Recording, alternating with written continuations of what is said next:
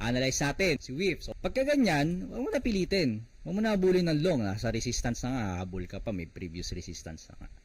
Ang gagawin mo ito, wait ka ng structure, plot ka ng SNR, yung nga, yung resistance, hihintay ka ng setup.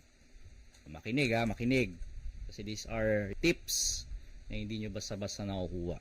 Ngayon, ano magandang pasok dito? It's either pasok dun above the resistance. Hintayin natin kung meron siyang structure na gagawin or setup na gagawin. So, fast forward natin, boom. Ano ginawa niya? Nagtabo siya. Continuation pattern. Nagtabo siya. Pwede mo na i-adjust dyan. Ayan, no? So, hihintayin mo. So, pagbasag ng resistance na yon, continuation of the malaking trendline breakout. Continuation na siya. Bakit ba kasi nauuntog ng ganyan, Kuya Luke? Minsan, papasukin nyo yan, tapos ang tight pa ng stop loss nyo. Hinabol nyo yung long, di ba? Nabol nyo yan, diyan kayo papasok. Nakita mo na nga, or maybe hindi mo nakita na may previous resistance. Pinasok mo. Tapos ang tight stop loss pa kayo palagi. Bakit natin kailangan to iwasan? You need to always remember, we are a trend following system. Hindi ka dapat nagta-tight stop loss. Bakit? The market will give you highs and lows eh.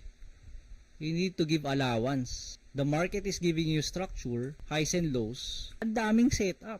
Ang daming patterns na pwedeng hintayin. Yun yung importance ng waiting. Setups lagi.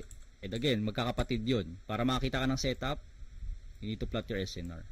Para makapag-plot ka ng SNR, you need to wait for a structure. Yung iba kasi, ganito yung itsura ng market, pipilitin mag-trade.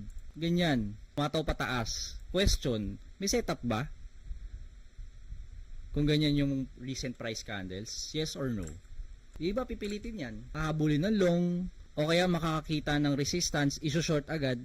May ganun eh. Kung sobrang atat, iso-short nila kaagad. Ang tanong, meron bang setup?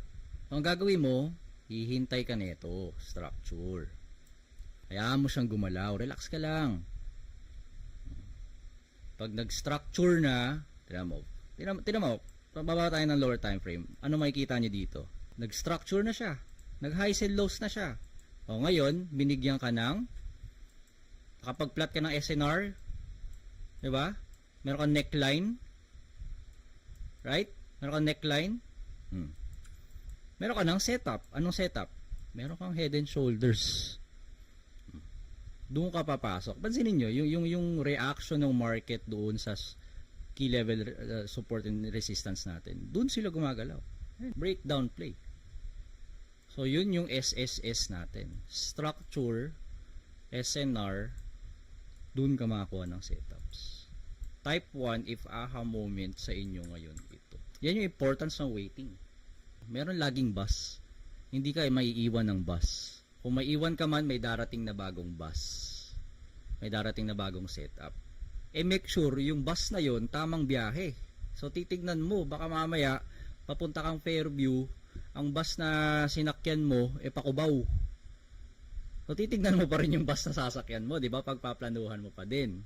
So, dapat tamang biyahe ng bus. Kung maiwan ka ulit, meron ulit yan darating na bus. May biyahe lagi. Bakit? 24/7 ng market eh.